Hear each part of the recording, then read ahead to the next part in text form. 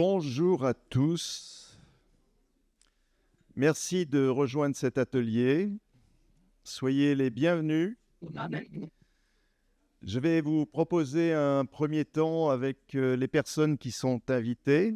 Et puis après, nous échangerons vos questions, vos témoignages, vos interrogations. Nous permettront de faire un petit bout de chemin ensemble par rapport à ce thème du sens de l'action et des enjeux de la relation. Alors moi, je me présente. Je m'appelle Yves Darnaud. Je suis délégué général de l'espace de recherche et de prospective, qui est une association qui rassemble aujourd'hui des fondations, des fédérations, des unions comme l'UNIOPS, les URIOPS, des grosses associations dans le champ de la solidarité. Et ensemble, nous essayons de penser l'avenir, de voir comment progressivement la vie associative se transforme, comment évoluent les pratiques, les organisations dans le monde associatif. Et notre slogan un petit peu, c'est de dire « Soyons plutôt acteurs du changement que le subir ». Voilà, ce qui nécessite, suppose, de le concevoir, de le piloter et de l'accompagner. Voilà. Alors, on va se présenter. Moi, je me suis présenté. Je vais demander à chaque personne qui est à cette tribune de se présenter. Voilà. Donc, je me suis présenté. Christelle. Bonjour à tous. Donc, je suis Christelle Montagne. Je suis psychologue clinicienne et j'interviens dans l'interconnexion dans le financement. Brigitte. Merci. Oui, je suis enseignant chef d'établissement et présentement formatrice pour l'association Passeport pour la vie. Bonjour, je suis Laurence Sautinier, je suis spécialisée en management et en management dans les ressources développement. Je suis fondateur de Merci, mesdames.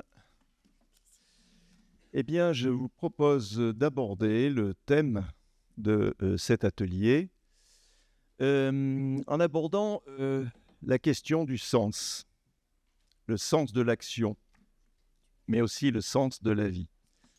Et dans certains de nos ateliers, nous abordons régulièrement cette thématique. D'ailleurs, en écoutant bien hier ce que disaient les intervenants en séance plénière, on voit que la question du sens est quand même au cœur de nos préoccupations. Qu'est-ce qui fait sens dans nos pratiques? Qu'est-ce qui fait sens dans notre action? Et qu'est-ce qui fait sens dans notre vie? Et nous faisons référence à des études, à des recherches.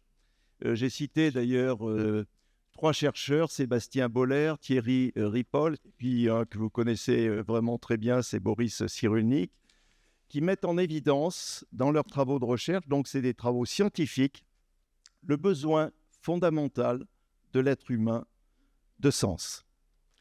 Et dans ce besoin fondamental, ce qu'il faut retenir, c'est que quand notre pratique, notre action n'a pas de sens, quand on a l'impression que notre vie n'a pas de sens, eh bien on va mal.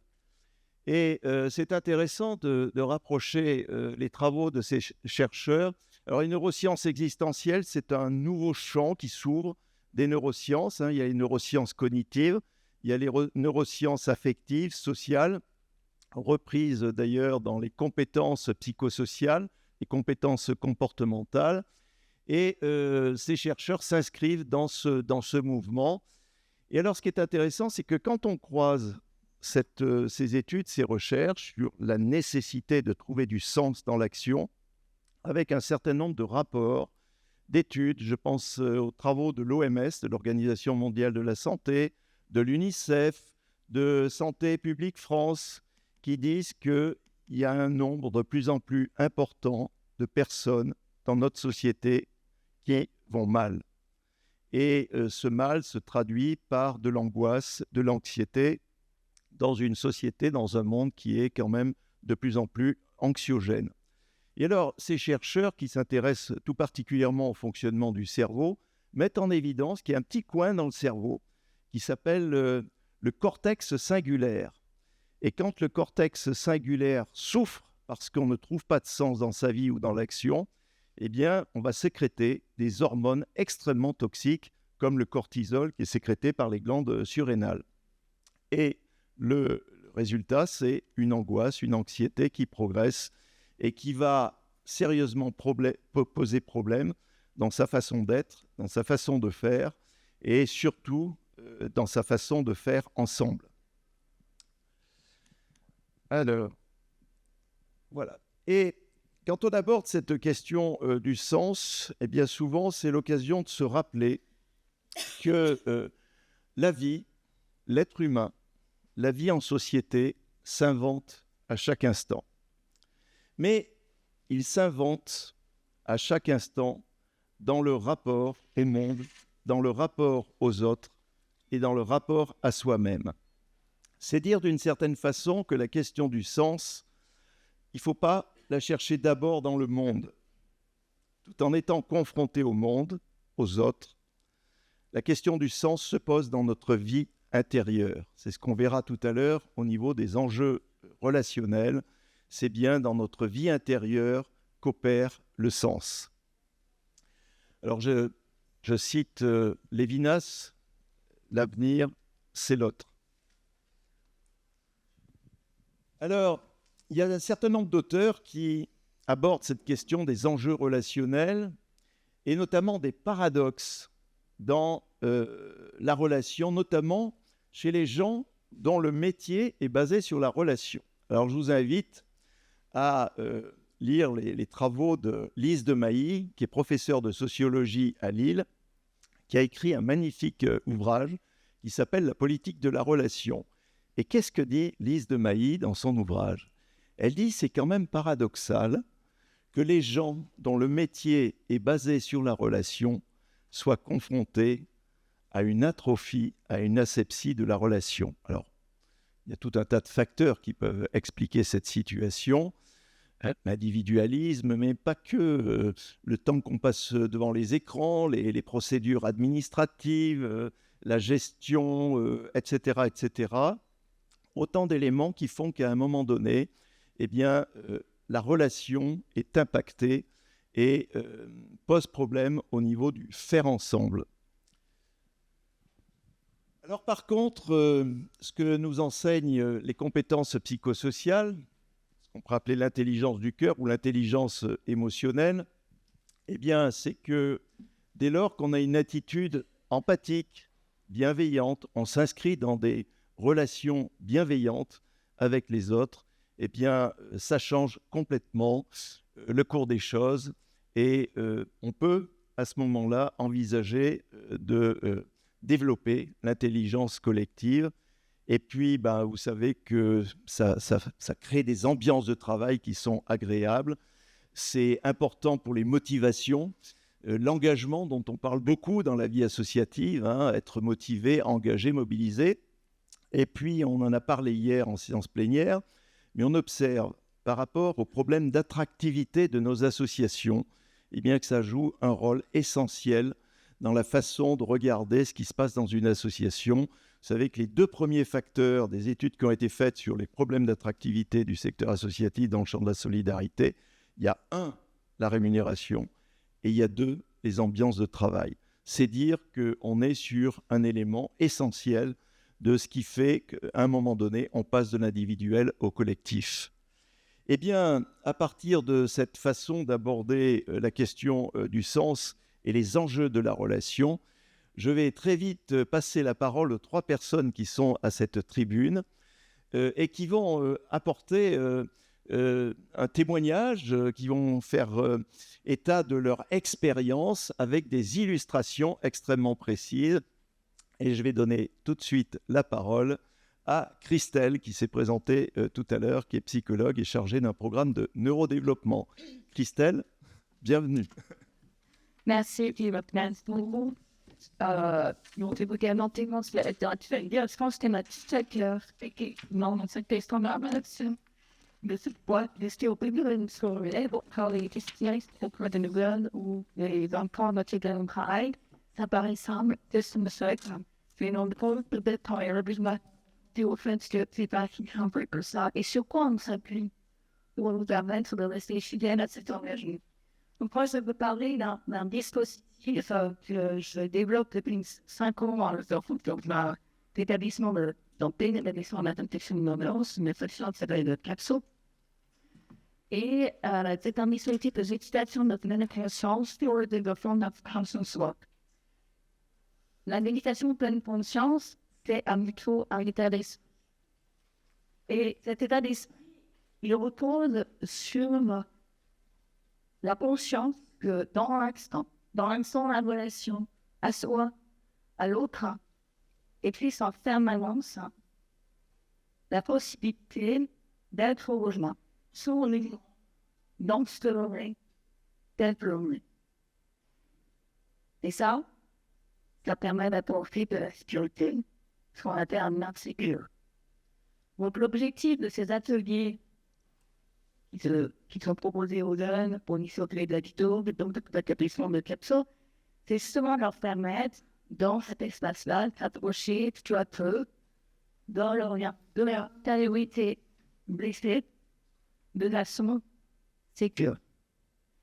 Donc, dans ces programmes, ces dispositifs, ils vont expérimenter différents exercices de prise de conscience de ce qui se passe à l'intérieur d'eux pour pouvoir se représenter, ressentir, nommer ce qu'ils éprouvent, de manière petit à petit à apprendre à passer de l'impulsivité relationnelle à peut-être un plus grand choix comportemental.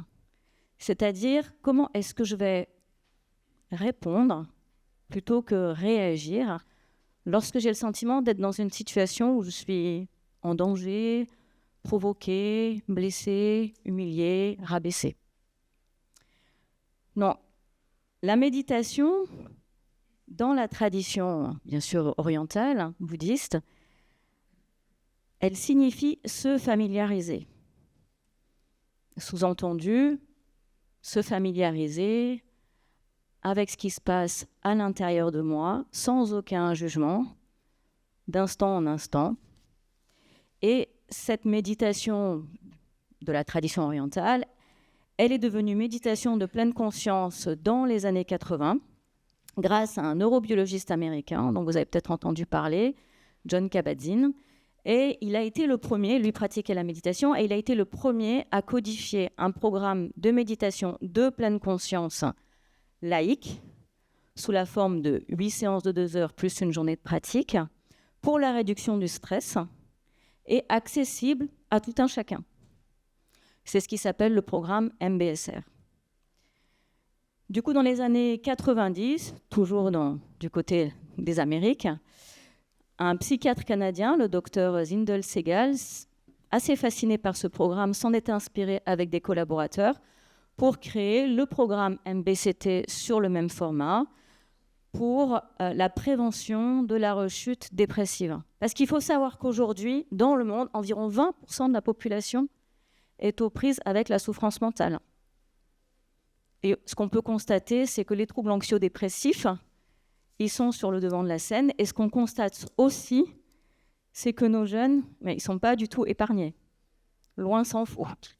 Et que depuis la période Covid, qu'est-ce qu'on observe ? Et on l'entend beaucoup, cette souffrance mentale des jeunes, elle a littéralement explosé. Donc l'intérêt de ces programmes, et notamment aux États-Unis dans les années 2000, il y a des personnes qui se sont inspirées de ce programme MBCT pour la prévention de la rechute dépressive, des psychologues américains, pour créer un programme qu'ils ont tenté de développer et d'adapter pour les troubles anxieux chez les enfants et les adolescents. Donc ce programme s'appelle MBCTC, Mindfulness-Based Cognitive Therapy for Children. Et puis à la suite de cet ouvrage, alors c'est un programme qui a été évalué, et donc à la suite de ce programme, il y a plein d'autres programmes qui ont vu le jour. En France, Mindful Up pour les enfants et les adolescents auxquels je me suis formée. En Belgique, un programme d'intervention thérapeutique basé sur la pleine conscience pour la gestion des émotions chez les enfants et les adolescents. Une docteure en psychologie qui s'appelle Sandrine Deplus. Ce programme a aussi été évalué. Moi, je me suis formée à ce programme en 2021. Donc, comme je disais, la pleine conscience, c'est un état d'esprit. Mais cet état d'esprit, il est l'instructeur qui est formé, il va s'engager en permanence, dans l'instant, à modéliser cette posture bienveillante et non jugeante, afin de permettre aux jeunes de pouvoir petit à petit assouplir une posture défensive, mais qui est due en fait à une hypervigilance traumatique, à une sursollicitation de son système émotionnel, de son système amygdalien, qui l'amène à avoir une position de survie. Mais qui dit survie, dit tendance à l'impulsivité. On connaît tous ça. Donc, ces programmes-là, ils rejoignent en tout point ce dont nous parlent les neurosciences. Effectivement, un enfant qui a subi des traumatismes, il va avoir tendance à être beaucoup dans l'impulsivité. Ce qu'aujourd'hui, les pédopsychiatres appellent la dysrégulation émotionnelle. Donc l'objectif de cette démarche dans la pleine conscience et dans ces programmes, ça va être de promouvoir chez les enfants une espèce de réhabilitation de leur connexion entre le système limbique et le cortex préfrontal, et c'est à cet endroit que se trouve la régulation de notre système cognitif pour pouvoir apprendre, et puis notre système émotionnel. Parce que c'est ce qui, très pragmatiquement, le cortex préfrontal, nous permet de prendre du recul par rapport au concret, de s'en décoller pour favoriser ce qu'on appelle la pensée réflexive. Je prends du recul, je réfléchis.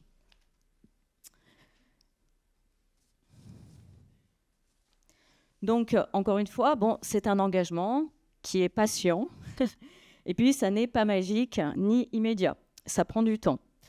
Donc, mais ce qui est intéressant de savoir, c'est que l'instructeur, lui, quand il propose ses programmes, il a un temps d'avance sur le jeune.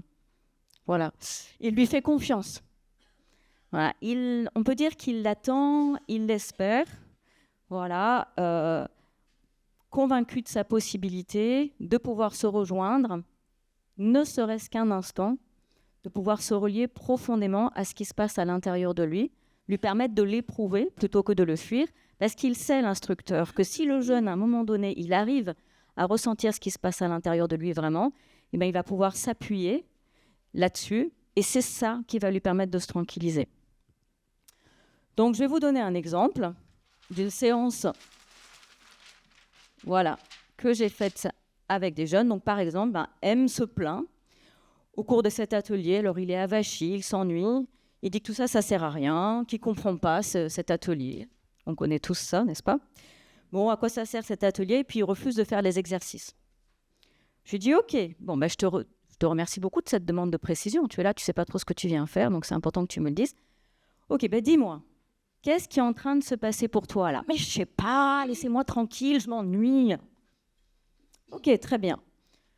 Je vais vers le tableau et je fais 3 colonnes. Pensée, émotion, sensation. Je lui dis, d'accord, tu dis que tu t'ennuies, ça c'est une pensée, mais quand tu t'ennuies, qu'est-ce qui se passe pour toi là? Mais je ne sais rien, laissez-moi tranquille, je ne sais pas, ça boue là à l'intérieur de moi. OK, ça bouge, je te remercie parce que vraiment tu as de grandes capacités à décrire ce qui se passe à l'intérieur de toi. Donc je le note, ça boue. OK, et d'après toi, quand ça boue, c'est quelle émotion? Alors du coup, les autres jeunes lui viennent un peu en aide. Ah c'est de la colère. De la colère, OK, très bien, c'est de la colère. Bon, et on peut aussi parler d'exaspération, on peut peut-être aussi parler, je ne sais pas, d'énervement. Et dis-moi, M, quand tu ressens de l'énervement, qu'est-ce que tu fais pour te calmer? Je ne sais pas, j'ai envie de bouger, j'ai envie de sortir. OK, tu as envie de sortir. Bon, tu vois, je te remercie beaucoup de m'avoir demandé à quoi sert cet atelier. Parce que tu vois, là, ensemble, on essaye de découvrir, d'expérimenter d'autres manières de se comporter quand ça ne va pas pour nous. Donc du coup, M se calme, voilà, il se pose, il continue l'atelier, et du coup, les autres parlent de leurs émotions. J'inscris tout sur le tableau, les émotions, les sensations. Et petit à petit, je leur dis, voilà, pour pouvoir se calmer, finalement, on a besoin de s'appuyer sur nos ressources, sur nos qualités. Parce que ça permet de prendre des bonnes décisions et puis ça permet d'avancer. Donc, si vous êtes d'accord, on va nommer vos qualités. Et donc, du coup, je fais des colonnes et chacun nomme ses propres qualités, les qualités des autres, les qualités de leurs enseignants. Et puis, je leur propose d'inscrire les qualités sur des petites cartes comme ça, voilà, dans une enveloppe, qu'ils vont garder avec eux. Et l'invitation, c'est que quand ils auront des doutes, quand ils commenceront à sentir qu'il y a quelque chose qui ne va pas, ils peuvent toujours, voilà, rouvrir leur petite enveloppe, retrouver leur qualité et se souvenir de leurs ressources. Donc ensuite, on fait effectivement une pratique de méditation de pleine conscience que maintenant ils adorent. Voilà, on s'allonge sur le sol, on ferme les yeux, puis je les invite à descendre dans leur corps petit à petit. Ils ont eu le temps de se poser avant, et puis d'explorer chaque partie de leur corps en respirant à l'intérieur de leur corps, en prenant conscience de leur corps. Et puis du coup, j'en ai profité pour renommer toutes les qualités pour qu'ils puissent vraiment bien les sentir à l'intérieur d'eux. L'intérêt de ces dispositifs, c'est que dans ces ateliers, il y a un enseignant qui assiste et il joue le jeu, il fait exactement les mêmes exercices que les enfants. Ce qui est intéressant, c'est que ça lui donne forcément un autre regard sur les élèves et ça lui permet de comprendre ce qui fait que de temps en temps, effectivement, ils ont des réactions impulsives. Et ce qui est très touchant, c'est que régulièrement, du coup, ces enfants vont parler des souffrances qu'ils ont rencontrées dans leur vie. Et ça humanise en même temps le regard de cet enseignant. Ça lui permet de faire un pas de côté par rapport à ce qu'il attend au sujet de ses enfants. Et du coup, ainsi, la relation aux jeunes, elle redevient l'axe central et opérant de l'accompagnement auprès de ces jeunes. Voilà, je vous remercie beaucoup de votre attention.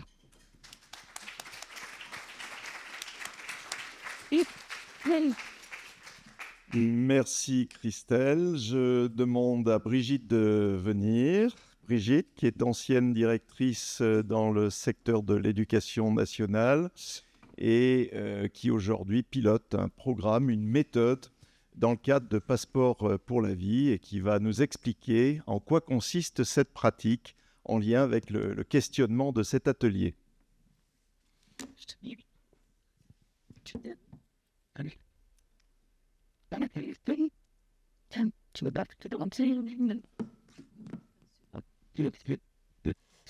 Oui, merci bien.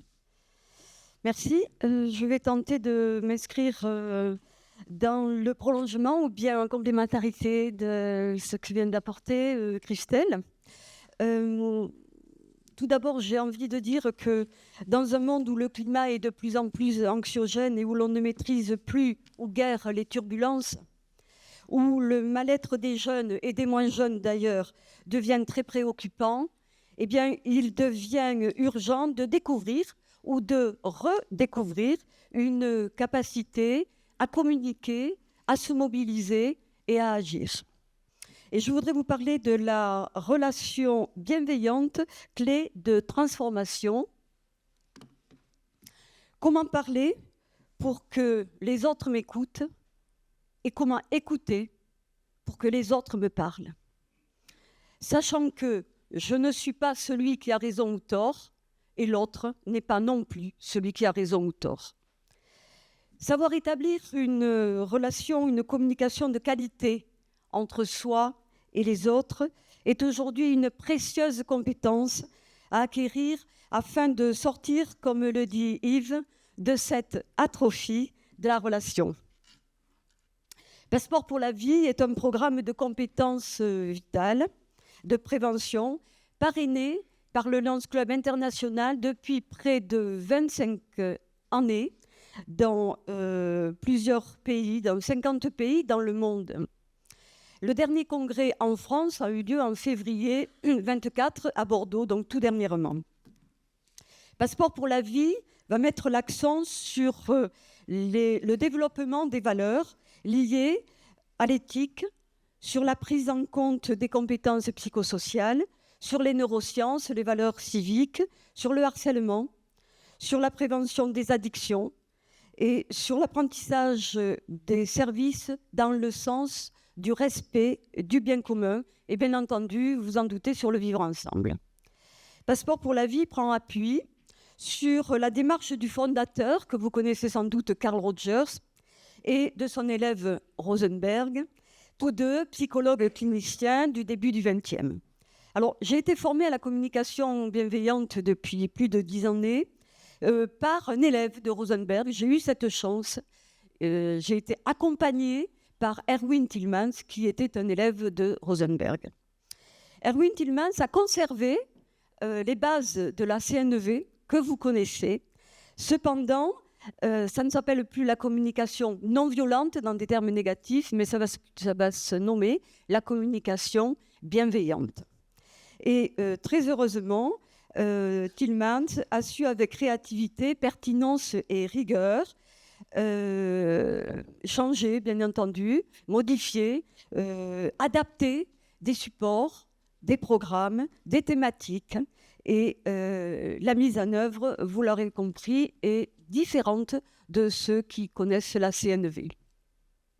Passeport pour la vie va prendre également appui sur l'APC, ça ne change pas, hein, empathie, congruence et considération inconditionnelle, va prendre appui sur les compétences psychosociales et sur les neurosciences affectives et sociales, qui nous montrent combien une relation chaleureuse et empathique va générer un cercle vertueux entre la personne en difficulté et celle aidante.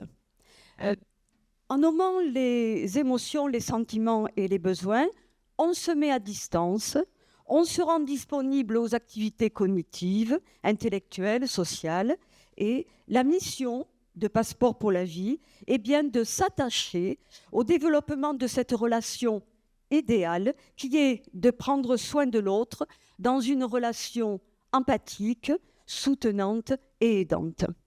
Le programme relève d'un processus en 4 points, un outil très simple dans son principe, apparemment très simple, très puissant, pour améliorer radicalement et rendre authentique notre relation aux autres, à condition de vouloir se l'approprier et d'y entrer. Il s'agit de savoir dire, décrire une situation, identifier un sentiment, ressentir un besoin et exprimer la demande. Alors, j'ai choisi une démonstration pour être plus parlante. J'aurais pu choisir d'autres exemples. J'ai pris celui-ci, il fallait choisir.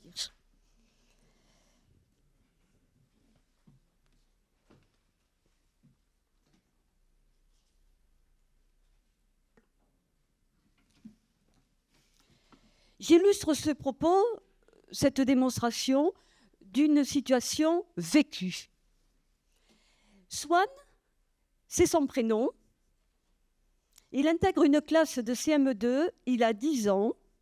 Il sera le 30e élève dans cette classe d'enfants qui se connaissent déjà depuis plusieurs années. Il est obèse, il faut le dire comme c'est. Il a une coupe de cheveux maison. Il a des lunettes trop grandes. Il a un problème de voix mal placé et des vêtements avantageux. Un profil, hélas, qui vont en faire très rapidement un bouc émissaire, on s'en doute. Je place cette classe sous haute surveillance, sans en avoir l'air. J'anime alors la séance Passeport pour la vie de la semaine, accompagnée par l'enseignante de cette classe. La classe est rompue à cette manière d'exprimer ses émotions, ses sentiments et ses besoins. L'installation est celle-ci dans la classe. Ma question est de dire simplement qui souhaite s'exprimer. Swan lève la main. Quand tous les élèves de la classe sont invités à l'anniversaire de Paul, sauf moi, je ne suis pas en colère, mais je suis très triste parce que j'ai beaucoup de peine et je pleure quand je suis seule.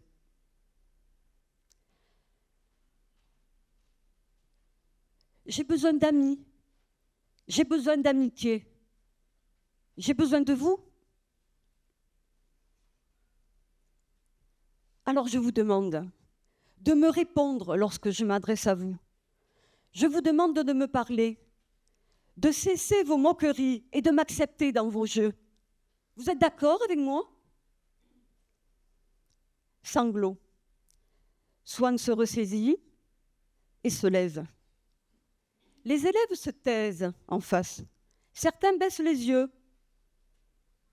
Ils savent de quoi ils parlent. Moi, j'observe et je ne dis mot, mais je suis là. Et Swan reprend. Il s'est levé, il est maintenant debout. Il leur dit maintenant, écoutez-moi. À la fin des classes, moi, personne ne m'attend au portail. Je rentre seule. J'habite un peu loin. Mon père, il n'est pas là. Il rentre parfois le vendredi. Mon frère, il est grand, il a sa copine. Et ma mère, quand je rentre, elle a une sclérose en plaques. Et elle est couchée. Alors, elle a mal. Et quand je rentre chez moi, au lieu de faire mes devoirs, je fais la vaisselle. Après, je m'occupe de ma mère. Et puis, elle me fait une liste de courses. Alors, je vais aux courses. Alors, moi, j'ai besoin de vous. Moi, j'ai besoin d'amitié et vous vous moquez de moi. Alors maintenant, ça suffit. L'enfant est effondré. Il se rassoit. Il est épuisé par ce qu'il vient de dire. Et en face, on sanglote dans les rangs. Alors, je prends la parole. Je remercie Swan d'avoir exprimé ses émotions de façon constructive. Et à mon tour, je vais utiliser les chaises. Quand j'écoute Swan, quand j'entends ses mots, quand je vois son effondrement, je suis triste, triste infiniment. Parce que moi aussi, j'ai besoin de votre soutien, de votre partage, de votre collaboration. J'ai besoin d'aide, de vous et avec vous. Alors, je vous demande tout de suite de changer d'attitude. Vous êtes OK là-dessus? On baisse les yeux et on hoche de la tête. Et je poursuis. Dès lundi, Swan choisira tous les jours 6 invités parmi vous pour partager le déjeuner autour de la table d'hôtes qui sera organisée en salle de restauration. 2 enseignantes vous accompagneront. Vous les choisirez, vous les inviterez. Je me joindrai à vous chaque fois que je le pourrai. Toutes les semaines en classe, vous changerez de place sous la direction de votre enseignante et vous prendrez soin de Swan. Et puis, je rencontrerai les parents de tous ceux qui habitent près de chez lui et on organisera le transport. Il s'agissait bien d'une situation de harcèlement. Swan avait compris qu'il pouvait compter sur une équipe enseignante bienveillante, mais non complaisante. Parce que la bienveillance, ce n'est pas le monde des bisounours. Passeport pour la vie lui a donné des outils et développé en lui les compétences psychosociales, cognitives, émotionnelles. J'ai rencontré, en tant qu'adulte responsable, les parents de cet enfant. Très rapidement, avec l'enseignante de la classe, j'ai fait vérifier sa vue par une orthoptiste parent d'élève. Les lunettes ont été changées. Le gérant de la société de restauration, dans une grande empathie, a rencontré les parents et le jeune a bénéficié de menus adaptés. Dans l'anonymat, une dotation financière a été donnée par l'établissement parce qu'il fallait faire vite sur le principal habillement. Un petit coup de main. La prise en charge de Swan par l'orthophoniste de l'école a été mise en place très rapidement. La voix s'est modifiée, pas tout de suite, mais au fil des semaines, la voix s'est modifiée. Et puis, Swan est allé chez le coiffeur. Les liens sociaux se sont développés, le garçon a pris confiance en lui, il est entré sereinement au collège et la relation empathique a généré un cercle vertueux.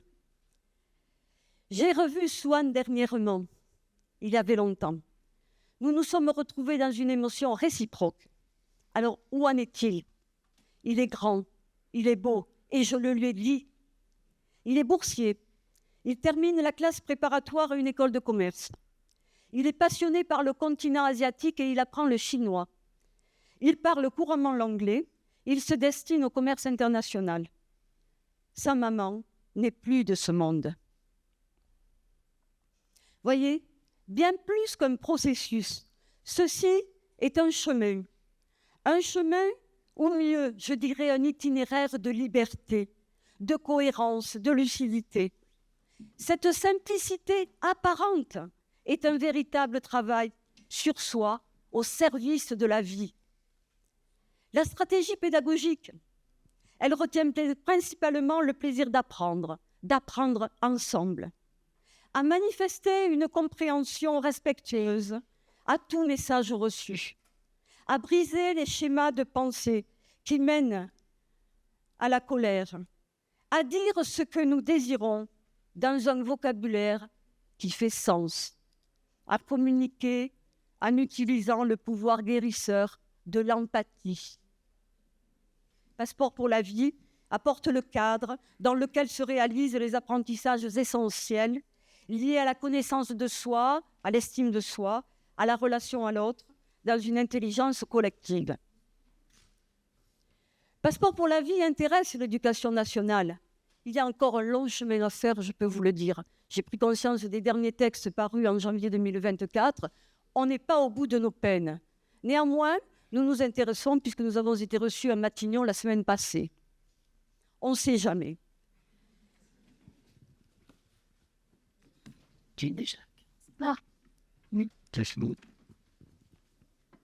En conclusion, apprendre à réussir pour soi et pour les autres, mais aussi avec les autres. Apprendre la relation tout simplement dans une intelligence collective partagée. Apprendre à aimer notre monde parce que c'est le monde de nos jeunes et parce que c'est le nôtre aussi. Apprendre à aimer notre temps parce que les fleurs de l'avenir sont dans les semences d'aujourd'hui. Apprendre à inventer avec créativité des rôles à la mesure de chacun dans les établissements scolaires, dans les associations et dans toutes les organisations.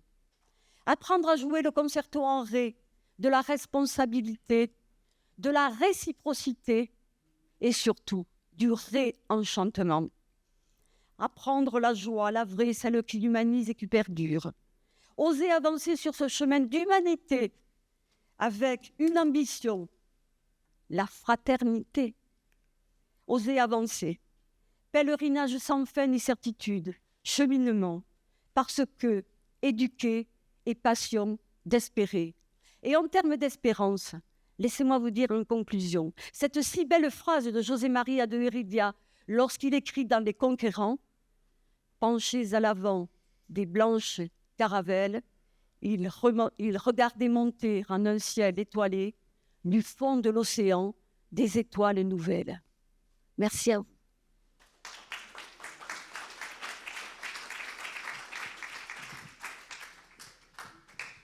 Merci Brigitte. Alors, le travail de Passeport pour la vie, je voudrais le souligner quand même, parce qu'on parle beaucoup aujourd'hui de prendre davantage en compte la parole des personnes concernées, développer leur capacité d'agir, les impliquer davantage dans l'action, dans la co-construction de l'action, la vie en société. Et ce qui est important, c'est ce que fait Passeport pour la vie, parce que plus on veut prendre en compte la personne concernée, plus il faut l'aider, l'accompagner à s'exprimer, à utiliser des mots, un vocabulaire pour faire connaître ses besoins, sa pensée et sa façon de s'impliquer dans l'action. Merci. Et maintenant, on va essayer de voir, partant de la relation avec des jeunes en difficulté, que ce soit dans l'éducation nationale ou dans un établissement comme la Vinode, nous allons voir avec Laurence comment ces actions de terrain infusent l'institution. Comment les pratiques managériales peuvent s'en inspirer pour donner le tempo au niveau des pratiques professionnelles et des interventions des professionnels. Laurence, à toi. Merci.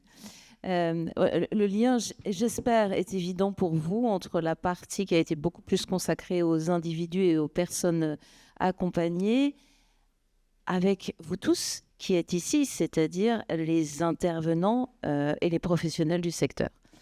Alors, dans un premier temps, on va bien réancrer ce qui a été évoqué précédemment Christelle nous a parlé de la méditation, donc d'identifier ses émotions en utilisant la méditation, mais Brigitte nous a prouvé que ce n'était pas la seule façon de pouvoir identifier ses émotions. Christelle nous a parlé aussi de agir plutôt que réagir. C'est une phrase que je trouve intéressante. On est beaucoup dans la réaction, on est dans une société de l'immédiateté et on prend trop rarement le temps de penser avant d'agir ou avant de parler. Brigitte nous a parlé des compétences psychosociales qu'elle a remarquablement illustrées avec Swan et du respect du bien commun qui nous appartient. Et là, on a évoqué plutôt des logiques individuelles. Comment on passe de l'individuel au collectif ? Tout simplement parce que à comprendre ce qui se passe en nous, à donc mieux interagir, communiquer avec nos semblables, eh bien, incidemment, on va être de meilleurs agissants pour les personnes prises en charge, mais aussi pour les équipes à l'intérieur des organisations. Et c'est là le passage entre la dimension éminemment individuelle de ce qu'on a évoqué ensemble et la dimension collective, et donc de la dimension systémique. Donc agir plutôt que de réagir, ça porte sur 3 dimensions. La dimension individuelle, on l'a vu, Christelle et Brigitte l'ont illustré, il s'agit en majeure partie de comprendre, de reconnaître et de maîtriser ses émotions. Et ça, c'est à la fois individuel et intime.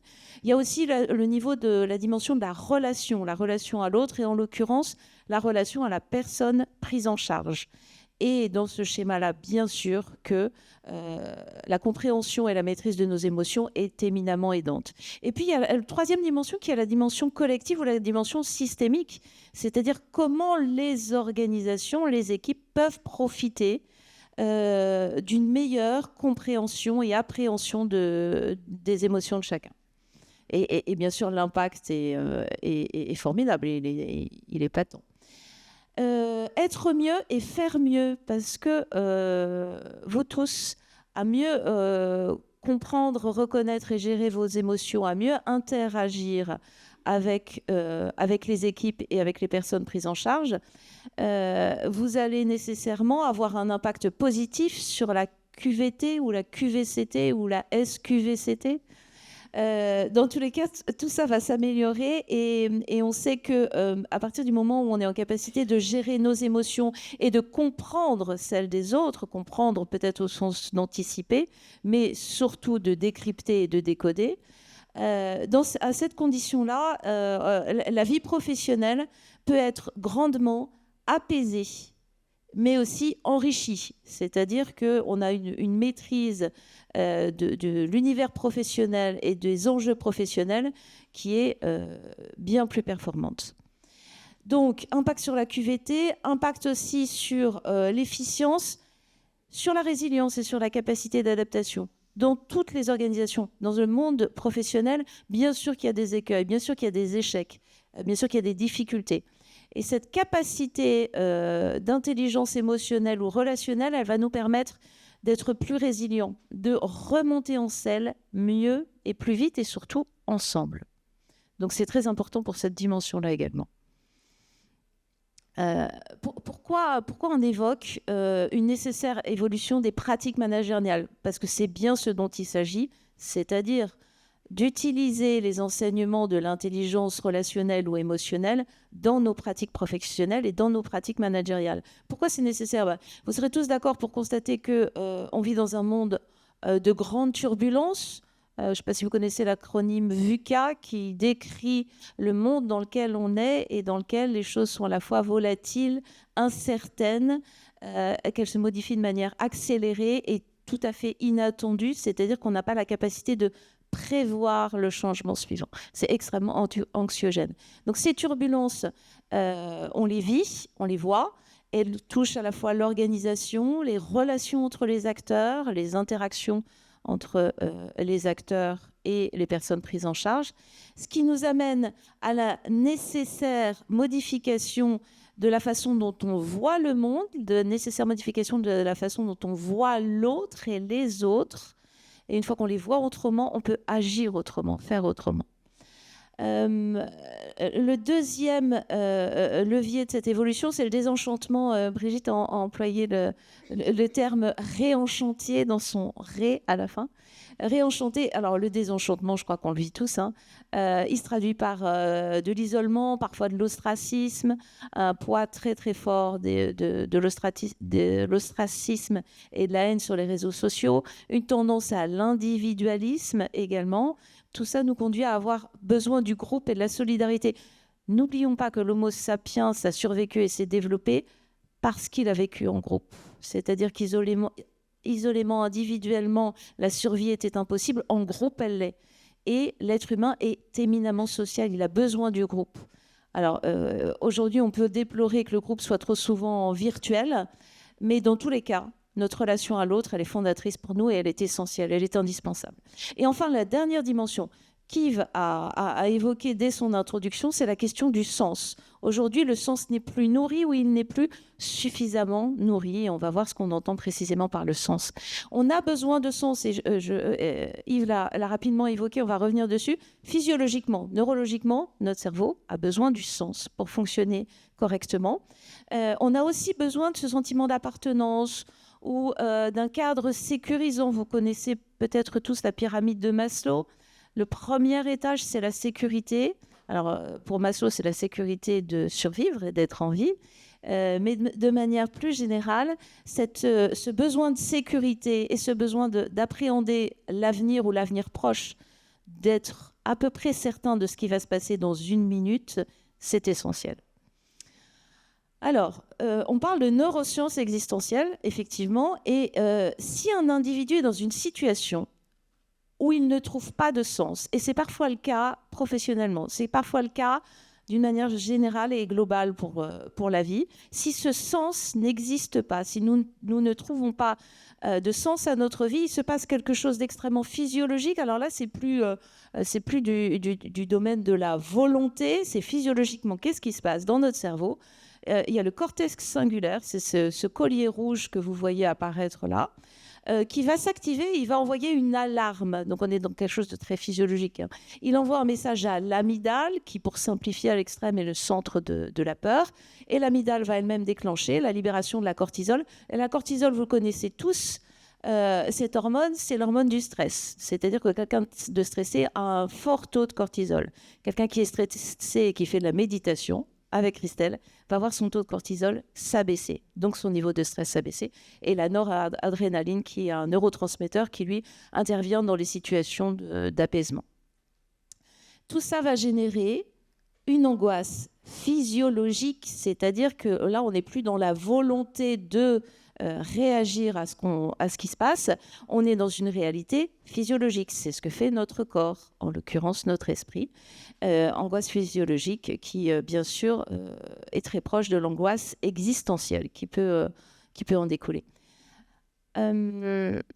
Alors, pourquoi donner du sens ? Vous l'avez compris, hein, en l'absence de sens, il se passe un truc qu'on n'est même pas en capacité de mesurer, puisque c'est des alarmes et un enchaînement d'événements physiologiques qui sont immaîtrisables. Donc donner du sens, c'est par là qu'il faut commencer. Et la première chose à faire, que ce soit dans un projet, dans une organisation, dans une équipe, c'est de définir le sens, définir la vision, définir la visée ultime. Ça, c'est des termes qu'on emploie en stratégie, mais qu'on les emploie en stratégie ou dans n'importe quel autre contexte, l'idée, c'est d'avoir un but, de dessiner ce but, de le clarifier et de le partager. À partir du moment où on partage cette vision, ce but, même s'il n'est pas extraordinairement ambitieux, l'idée, c'est pas ça. L'idée, c'est qu'on sache tous dans quelle direction on va et ce qu'on veut atteindre. Donc, la définition de cette vision et cette visée ultime, cette vision inspirante, on peut l'atteindre en se posant des questions du type qu'est-ce qu'on veut faire ensemble dans cette équipe ou de cette équipe ?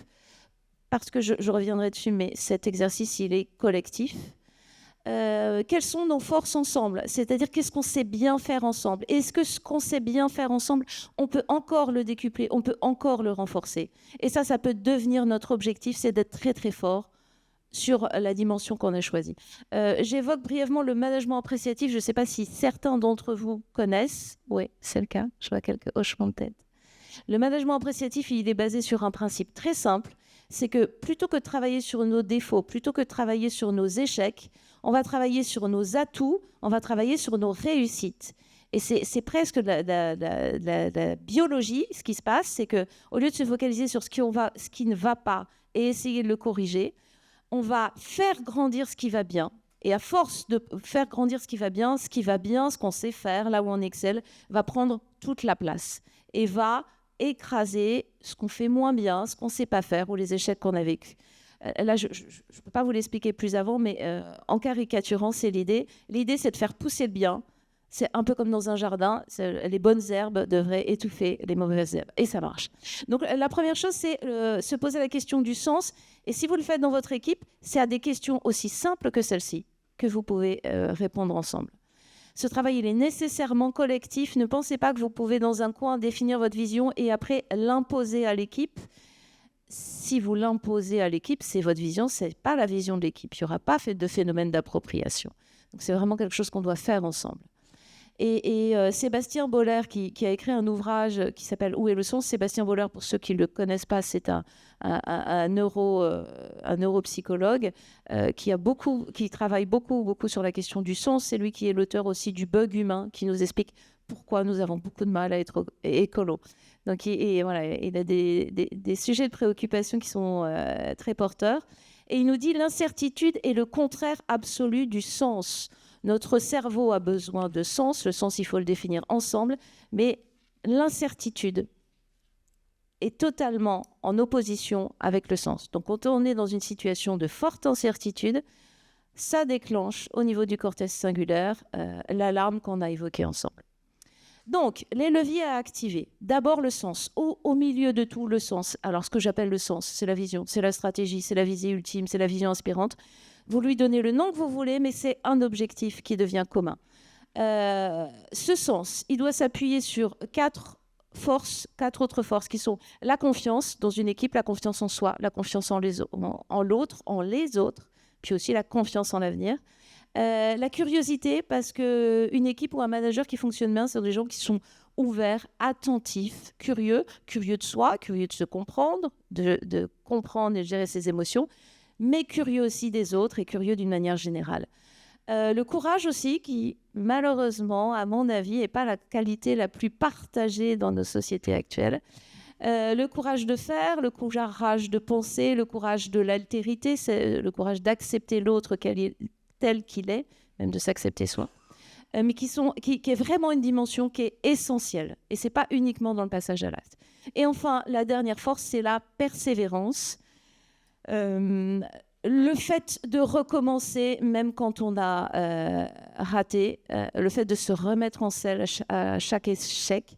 Vous connaissez tous la phrase de Mandela, « Je ne perds jamais, soit je gagne, soit j'apprends ». L'idée, c'est ça, c'est que bien sûr qu'on va échouer, et l'échec n'est pas un problème. L'échec, c'est juste un pas vers la réussite. Et ça, d'un point de vue organisationnel et managérial, c'est un message très fort à passer et à faire passer. Alors le courage, on peut travailler dessus en se demandant ce qu'on veut développer. Est-ce qu'on veut développer notre courage, le courage pour comprendre l'autre, pour l'accepter, le courage d'affronter ses propres imperfections, parce qu'on en a tous, essayer aussi de les surmonter, et le courage de passer à l'acte, d'agir.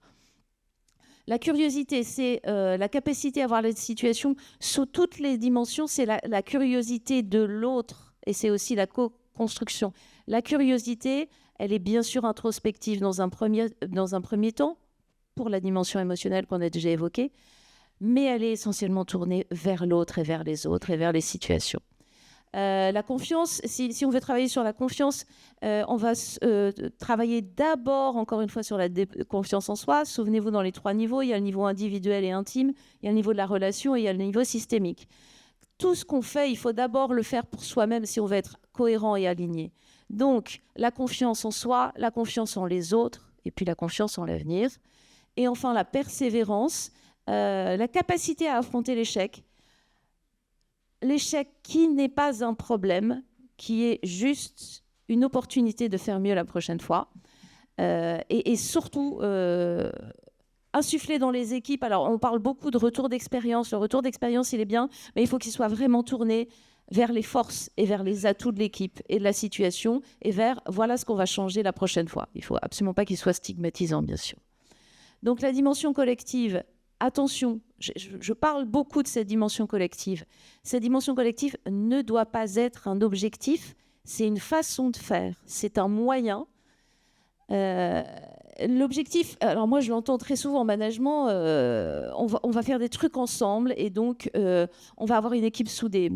Pour moi, l'objectif, c'est pas d'avoir une équipe soudée, l'objectif, c'est de construire ensemble, c'est d'avoir une équipe qui a envie de faire des choses ensemble. En d'autres termes, je ne suis pas très convaincue de l'utilité de faire du saut à l'élastique, mais je suis très convaincue par le fait de faire des réunions de co-construction, d'utiliser le co-développement et tous les outils d'intelligence collective pour construire ensemble, pour construire un projet, pour construire l'amélioration de l'équipe, pour construire la vision aussi, bien sûr. Yves nous a parlé du sens et du lien, il nous a parlé de l'atrophie de la relation ou de l'asepsie de la relation. Je vous l'ai dit, mais je ne vous apprends rien, l'homme est éminemment et intrinsèquement un être social qui a besoin des autres. Donc faire ensemble, c'est fondateur de fraternité, c'est fondateur de bien-être. Et même si ce sont des mots qui parfois sont trop à la mode, qui peuvent vous paraître vides de sens, la fraternité, c'est de considérer que les autres sont des frères, sont des sœurs, sont nos égaux. Et à partir du moment où on met la relation sur ce terrain-là, ça nous rend plus curieux, ça nous rend plus courageux, ça nous rend plus résilients, ça a des tas de vertus. Donc je sais que ce sont des termes à la mode et que ça peut être gênant de les employer, mais il y a autre chose derrière cette acceptation du terme. La cohésion, elle génère des tas de trucs formidables pour nous qui sont la dopamine, l'hormone du plaisir et de la récompense. Notre cerveau fonctionne à la dopamine. Si on a fait un truc qui nous a généré du plaisir, on va avoir envie de le refaire. Si vous faites des réunions d'intelligence collective et que vous construisez ensemble, on va vous redemander d'en faire parce que les gens vont aimer ça. La cohésion, elle génère aussi de l'ocytocine, qui est l'hormone de l'amour, l'hormone préférée d'Yves, de l'amour et du plaisir. L'amour dans son acceptation globale, l'amour de l'autre, l'amour des êtres humains. Et enfin, elle génère de l'endorphine, qui est l'hormone de l'apaisement. Autant vous dire que quand on voit ce tableau presque physiologique, biologique, on comprend tout l'intérêt qu'on peut avoir à créer de la cohésion dans l'équipe ou dans l'organisation. Alors, pour terminer juste sur le secteur social en particulier, le secteur social, c'est historiquement un métier du sens, un métier de la vocation. Les gens se tournent vers ces métiers parce qu'ils y trouvent du sens. Et parce que ça nourrit chez eux quelque chose de profond, quelque chose d'intime. Pour autant, on constate quand même des réelles difficultés en termes de fidélisation et de recrutement. Je fais référence là à « je sonne l'alarme » pour ceux qui ont vu hier, la conférence a été évoquée. Dans cette initiative, il est quand même à noter que 90% des répondants, membres de l'UNIOPS, avouent avoir des difficultés à attirer de nouveaux talents, 90%. Autant dire que tout le monde est touché. Alors moi, je suis très heureuse pour les 10% qui n'ont aucun problème de recrutement, mais il n'en reste pas moins qu'il y a 9 personnes sur 10 ou 9 organisations sur 10 qui ont des vraies difficultés à recruter et sans doute aussi à fidéliser. Donc, la question du sens, elle est centrale aujourd'hui pour vos équipes en place, pour être plus attractif. J'ai entendu parler hier dans un atelier d'une charte de l'attractivité.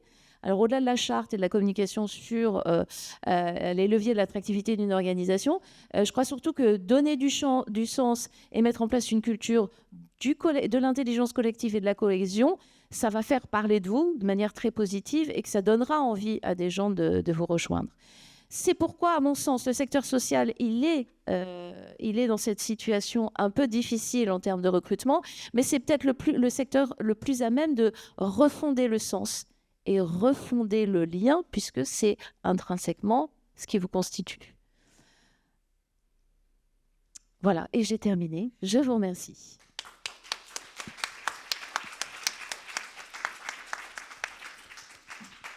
Merci Laurence. Je rappelle que ce que vient de dire Laurence, vous pouvez le retrouver dans un ouvrage qui s'appelle Le Neuromanager, qui a été écrit par Laurence, où elle développe justement toute cette analyse. Voilà, alors je pense qu'à travers ces 3 témoignages, ces différentes expériences sur le terrain avec des jeunes ou au niveau institutionnel, au niveau des pratiques managériales, on voit que par rapport à cette question du sens de l'action, du sens de la vie, eh bien que la finalité et la qualité de la relation jouent un rôle déterminant.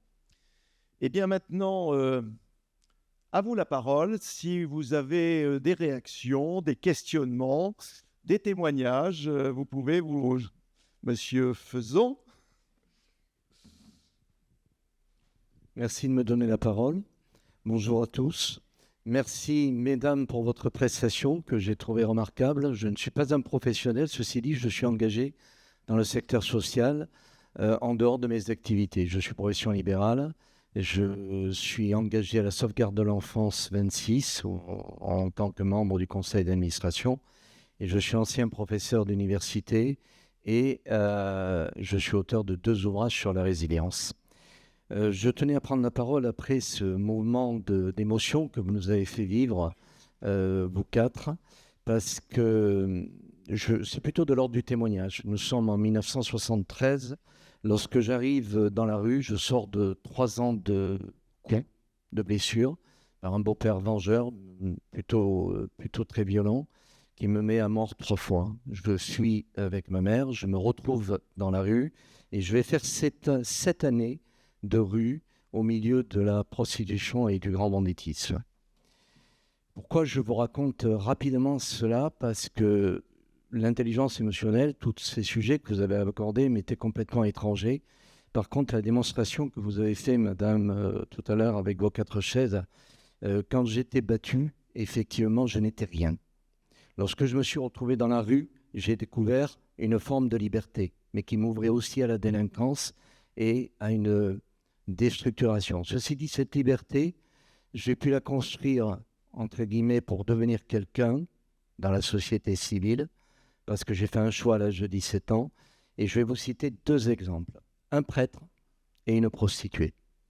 Il y avait 82 prostituées au moment où je me suis retrouvé dans la rue, entre 1973 et 1980, et parmi ces prostituées, il y en avait une qui s'appelait Denisette. C'était une femme absolument extraordinaire qui malheureusement est morte égorgée le jour où elle ne valait plus rien pour son je dirais, non pas son manager, mais vous avez bien compris ce que je voulais dire. Cette femme, tous les soirs, elle savait que j'étais le Gavroche de la rue. Voilà. Elle s'arrangeait pour me laisser un sandwich dans un bar et un chocolat chaud, notamment quand il faisait froid. Un jour, elle me dit, tu sais, j'ai 2 filles. Ce serait bien que tu viennes leur donner des cours. J'avais un niveau scolaire, vous l'imaginez, 4 sur 20 de moyenne générale, j'étais bien incapable de donner des cours. Elle a insisté. Elle me donnait 60 francs, ça permettait d'acheter un steak. J'étais incapable de donner des cours, je n'ai jamais rien apporté à ces 2 gamines qui étaient plus jeunes que moi. Et simplement, j'avais besoin de reconnaissance et elle m'a donné cette reconnaissance. Et puis, un prêtre. Je suis tombé dans le cercle de la violence à un moment. Je suis devenu extrêmement violent, je suis devenu un tigre, d'autant plus que ma mère était devenue révolutionnaire dans son cœur, dans son âme, et qu'en définitive, elle a fait de moi un admirateur de Jacques Nesrine à l'époque, qui était l'ennemi public numéro 1. À ce moment-là, j'arrivais chez ce prêtre, j'arrivais devant son bureau, il avait un bureau et je ramassais tout, je jetais tout à terre. Il ne disait rien, il me laissait jusqu'au bout de mon cercle de violence et je lui disais pourquoi cette injustice, pourquoi je ne suis pas reconnu. Il écoutait. Puis lorsque j'avais fini de m'énerver, lorsque j'avais fini d'exploser, eh bien il me cueillait comme une fleur, il me parlait. Et à travers ces mots, dont je n'ai plus la totale souvenance, j'ai été reconnu. Un jour à 17 ans, j'ai décidé de me reconstruire. J'ai essayé qu'un jour je serais quelqu'un. Je suis devenu professeur d'université à 38 ans. Après, vous l'imaginez, un cursus étudiantin compliqué. Et ce jour-là, j'avais gagné. Il a suivi 2 livres, un livre autobiographique et un livre coécrit avec un psychothérapeute chrétien. Voilà, je tenais à vous faire part de ça parce que, effectivement, tout à l'heure, à travers la reconnaissance, à travers tout ce que ces dames ont dit, j'ai réalisé que le seul moyen de réussir dans la vie, c'est de mettre en commun l'intelligence du cœur. Je vous remercie.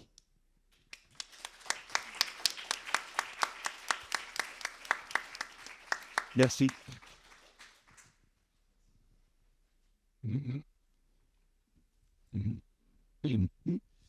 Bien, vous avez la parole pour réagir, pour poser des questions, pour témoigner, comme vient de le faire Christian Fezon.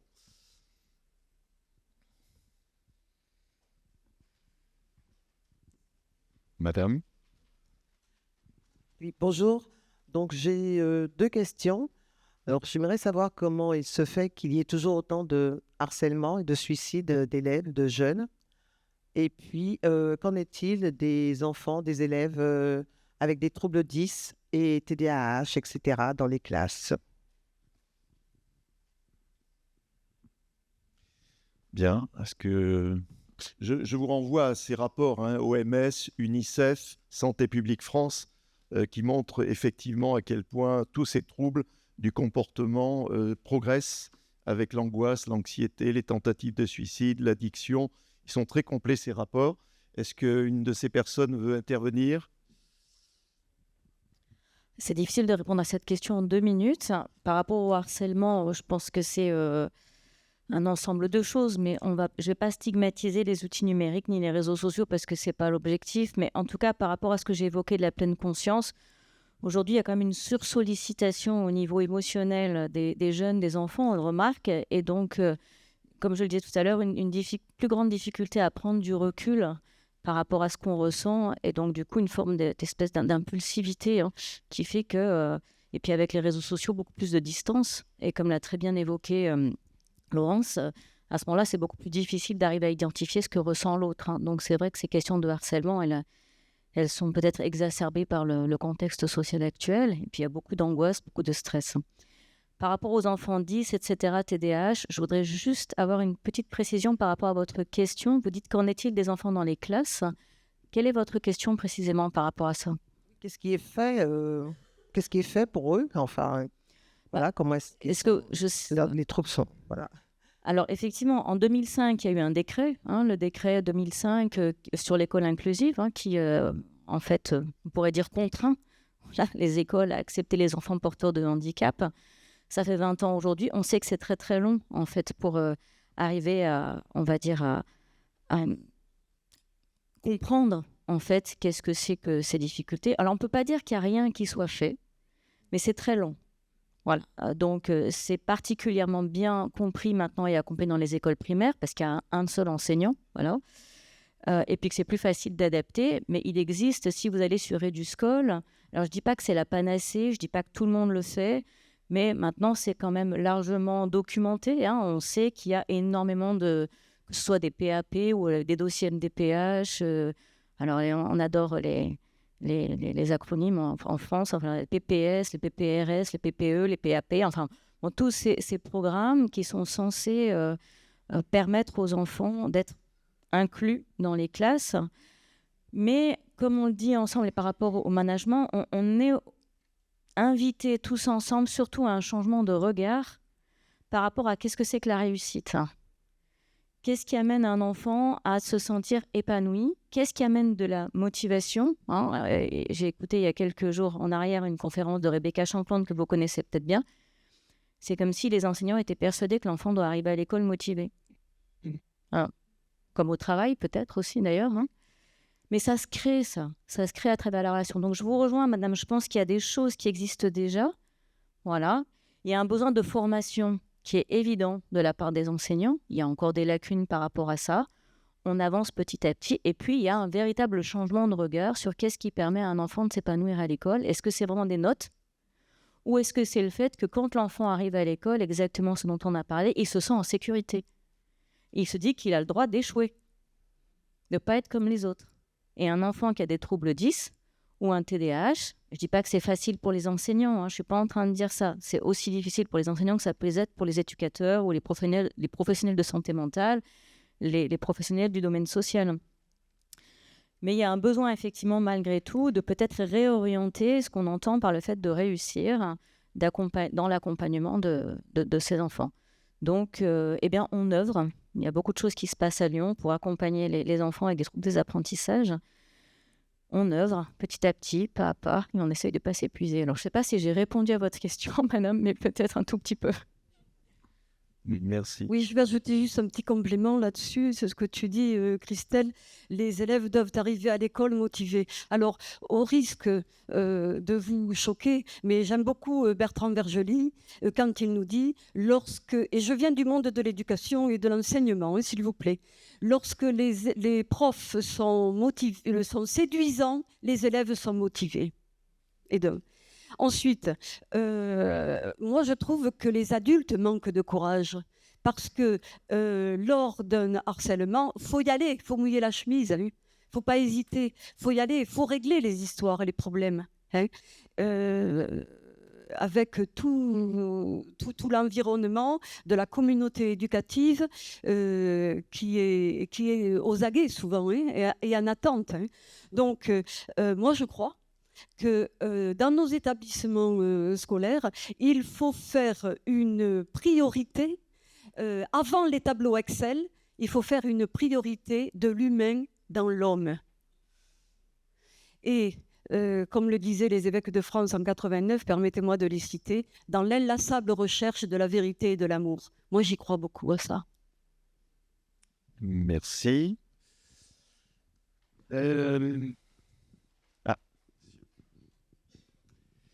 Merci pour le passage en revue de toute la dimension de la sociabilité de l'homo sapiens.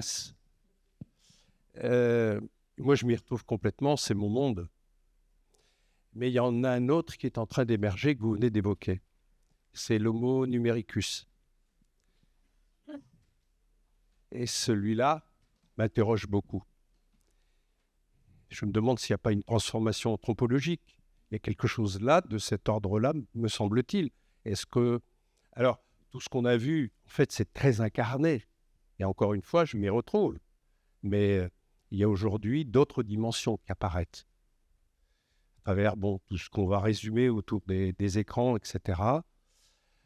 Toute la dimension de l'anonymat. Hein, alors que dans l'incarnation, là, on a le prénom, on a l'autre en face. L'autre est véritablement incarné. Donc, je vous dis mes interrogations. Je suis président d'une association qui anime et gère des maisons d'enfants. Voilà, on est complètement impacté par toutes ces... Alors, on a aujourd'hui, je pense, de bons repères que vous avez repris sur cet homme incarné. J'ai l'impression qu'il faut peut-être avoir de nouvelles grilles d'analyse, de nouveaux codes par rapport à ce qui est en train de surgir. Voilà mes interrogations. Merci, monsieur. J'ai vu qu'il y avait... Bonjour, Patrick Riquet, je suis administrateur de l'URIOPS de Normandie. Je me posais la question de vous écouter avec beaucoup d'intérêt. En fait, je pense que l'action de l'URIOPS, notamment, c'est de regarder comment l'action collective se construit et voilà, à un niveau différent. Il me semble qu'il y a un paradoxe. J'entendais hier la question de la réfraction collective pour l'individu, c'est-à-dire qu'on est quand même une société aujourd'hui de plus en plus individualisée, où les choix deviennent de plus en plus individuels et donc de plus en plus difficiles, avec des palettes de choix qui sont énormes. Quand je pense à l'orientation, par exemple, aujourd'hui, il y a tellement de métiers, tellement de perspectives ou tellement d'incertitudes sur l'avenir que c'est forcément compliqué. Et donc, je me demandais comment on peut... voilà, est-ce que c'est pas un peu paradoxal de vouloir parler aujourd'hui d'intelligence collective alors que finalement, on est plutôt en train d'essayer de s'en sortir individuellement. Merci. J'ai vu qu'il y avait d'autres personnes qui avaient levé la main. Ah, pardon, excuse-moi. Non, alors forcément, je partage ce constat. Et puis, je suis aussi très optimiste et en même temps très réaliste, oui. Mais ce que je veux dire, c'est que je constate la même chose que vous. Et en plus, j'ai des enfants qui sont en adolescence ou préadolescence.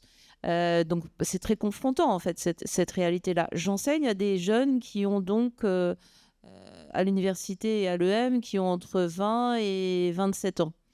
Donc, je porte un regard sur leur manière d'évoluer, leur manière d'appréhender, leur individualisme, la relation à l'autre, le collectif, voire le care ou le caritatif. Moi, ça me rend optimiste parce que je vois qu'il y a des tas de choses qu'on peut faire qui sont très éloignées de ce qu'ils ont vu, de ce qu'ils ont fait jusque-là, mais auxquelles ils peuvent adhérer. C'est-à-dire que peut-être que j'ai le sentiment, en tout cas moi, j'ai aussi la mission de constater comment ils fonctionnent et puis de leur proposer autre chose, de les faire changer de lunettes, de les faire regarder le monde autrement et leur proposer d'autres manières de travailler, de regarder la situation et peut-être d'infléchir un peu une courbe qui, vous l'avez constaté, et pas très, nous rend pas très, très optimistes. Aujourd'hui, il y a des mécanismes qui se mettent en place comme les haters sur les réseaux sociaux et voilà, a priori, ça ne nous inspire pas une grande confiance dans l'avenir de l'humanité et pourtant, on peut aussi faire les choses autrement. Voilà, pour être en prise avec les jeunes, avec la jeune génération, je vois qu'il y a des choses quand même qu'ils écoutent et dont ils s'emparent assez rapidement et qui n'ont rien à voir avec ce qu'on leur a proposé jusque-là. Et juste pour faire un aparté, on a un projet avec l'ERP auprès des jeunes dans le sud de la Drôme. Et l'idée, c'est de mélanger des jeunes qui sont en situation difficile, en situation d'exclusion, des jeunes qui habitent sur le territoire et de mélanger ces générations et de leur faire du jardinage, s'occuper des animaux, faire du cirque, etc.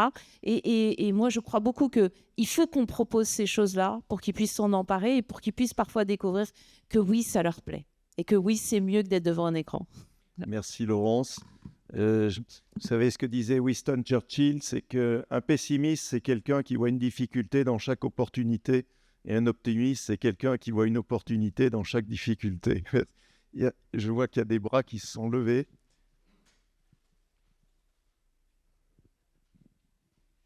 Alors moi, je suis comme vous, madame, j'ai des ados à la maison et donc je suis alors directrice du RIOPS, donc je baigne dedans depuis un moment. Alors, deux choses sur le sens de l'action et l'intelligence collective. Alors déjà, moi, je fais beaucoup de réunions pour l'attractivité, des plans attractivité, etc. Et alors, moi, je bannis le mot vocation et dès qu'il y en a un qui dit ça, je dis ça suffit parce qu'alors vocation, sacerdoce, machin, moi, je suis sûre que personne n'a envie d'y aller. Ça, c'est sûr. Hein, ça pèse déjà, rien que le mot. Voilà. Donc déjà, je pense qu'il faut le bannir de notre vocabulaire. Et puis, je ne suis pas sûre que tous ceux qui soient dans le secteur actuellement, ils aient eu la vocation. On peut y rentrer complètement par hasard et puis y rester parce que finalement, c'est pas mal. Après, dans le côté numérique et intelligence collective, on pense, nous, avec nos schémas, quel que soit notre âge, mais de toute façon, ça bouge tellement vite qu'on est de toute façon toujours vieux. On croit qu'ils ne se connaissent pas, qu'ils n'interagissent pas entre eux parce que c'est du virtuel. C'est complètement faux. Hein. C'est complètement faux. Hein. Ils se connaissent et ils développent des relations entre eux au-delà même de ces aspects numériques. Et j'ai aussi une nièce, et puis alors ils partent à l'autre bout de la France avec des gens avec qui ils ont communiqué pendant très longtemps et tout ça. Alors après, la rencontre en vrai, elle n'est peut-être pas toujours celle qu'on a espérée, mais de toute façon, c'est vrai dans la vraie vie, entre le moment où on se voit là tout de suite et puis si on va... bon, bref. Donc, je veux dire, il ne faut pas désespérer. Moi, je suis aussi une optimiste, donc franchement, voilà. Et on peut les amener sur des choses collectives. Donc, par contre, je pense que la question du sens, effectivement, il faut la trouver ensemble, avec tous les âges et toutes les façons de fonctionner, parce qu'effectivement, ce sont des choses qui évoluent. Donc, il faut aussi qu'on bannisse ce système un peu humain, charitable, sociable, de bien faire. Ça ne veut pas dire qu'on doit mal faire, on n'est pas forcément malveillant, mais de notre lunette. Donc, effectivement, Enfin, moi, je veux résolument être optimiste et je veux bannir de mon vocabulaire vocation. Merci, madame. Une dernière intervention parce qu'on a dépassé l'heure. Monsieur. C'était une question pour Laurence Sautivet, plutôt, me semble-t-il. Je dirige une association en général. Et à propos du co-développement, qui est une méthode que j'apprécie beaucoup, moi, j'ai été initié par Claude Champagne, le co-créateur de la méthode, donc ça m'a beaucoup plu. Je trouve que ça marche bien. Moi, j'utilise un peu en formation pour des professionnels et parfois pour résoudre des situations individuelles de personnes bénéficiaires. Vous avez dit que vous l'utilisiez, vous, j'allais dire aussi dans les réunions ou pour résoudre des problèmes professionnels. Je voulais savoir comment, je ne l'ai jamais pratiqué dans ce sens-là. Le co-développement, en un mot, consistait à avoir un client et des gens qui le conseillent. Hein, enfin, c'est un super résumé. Et on est très centré sur le client et chacun parle alternativement et pas tous ensemble, ce qui marche très bien. Je voulais savoir, vous, dans quel type de réunion d'intelligence collective professionnelle vous arrivez à l'utiliser ou à en promouvoir l'utilisation? Moi aussi, j'ai été formée par Monsieur Champagne et je trouve ça très drôle parce que les deux inventeurs du CODEV, c'est Monsieur Champagne et Monsieur Payette. C'est très joli.